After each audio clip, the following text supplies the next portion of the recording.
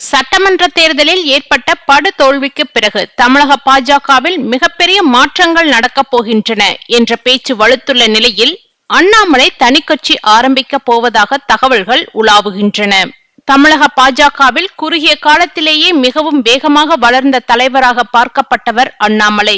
திமுக அரசுக்கு எதிராக ஊழல் குற்றச்சாட்டுகள் வைத்து நேரடியாக கேள்வி எழுப்பியது, இளைஞர்களை கவரும் வகையில் அரசியல் போன்ற காரணங்களால் அவர் தனி கவனத்தை பெற்றார். குறிப்பாக கடந்த மக்களவை தேர்தலுக்கு பிறகு தமிழகத்தில் பாஜக வளர்ச்சிக்கு முக்கிய காரணம் அண்ணாமலை என்ற கருத்து கட்சிக்குள் வலுப்பெற்றது.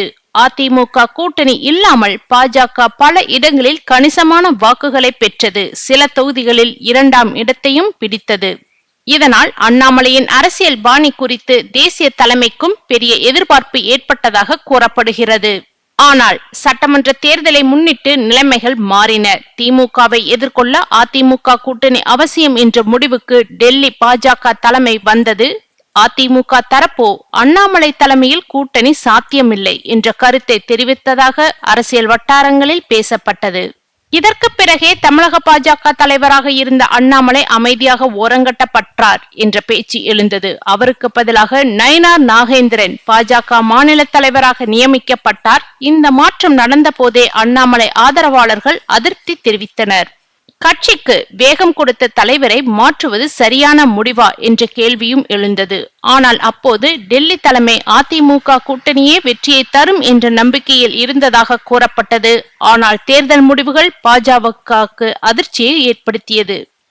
27 தொகுதிகளில் போட்டியிட்ட பாஜக 26 இடங்களில் தோல்வியடைந்தது. சில இடங்களில் டெபாசிட் தொகையே பெற முடியாத நிலை ஏற்பட்டது. இதனால் கட்சிக்குள் மீண்டும் அண்ணாமலை பெயர் பேசப்பட தொடங்கியுள்ளது.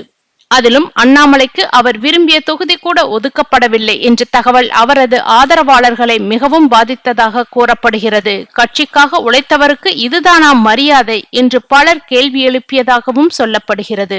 இந்த சூழலில்தான் தற்போது அண்ணாமலை பேரவை என்ற பெயரில் தமிழகம் முழுவதும் மாவட்ட அளவில் வாட்ஸ்அப் குழுக்கள் உருவாக்கப்பட்டிருப்பது அரசியல் வட்டாரங்களில் கவனத்தை ஈர்த்துள்ளது.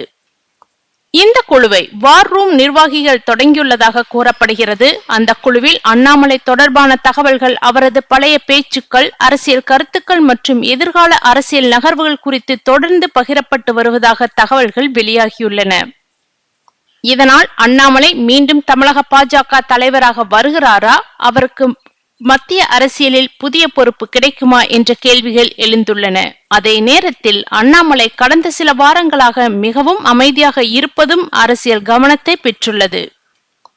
தேர்தல் தோல்வி குறித்து பெரிய அளவில் அவர் கருத்து தெரிவிக்கப்படவில்லை. பொதுக்கூட்டங்களிலும் அதிகமாக பங்கேற்கவில்லை. இதுவே அவரது அடுத்த அரசியல் முடிவு குறித்து பல்வேறு யூகங்களுக்கு காரணமாக உள்ளது.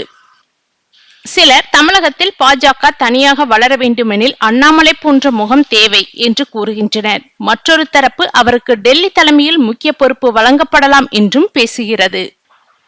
ஒரு கட்டத்தில் அண்ணாமலை தனிக்கட்சி தொடங்கலாம் என்ற பேச்சுக்களும் சமூக வளங்களில் பரவியிருந்தது. தற்போது அண்ணாமலை பேரவை என்ற பெயரில் குழு செயல்பட தொடங்கியிருப்பது அந்த யூகங்களை மீண்டும் கிளப்பியுள்ளது.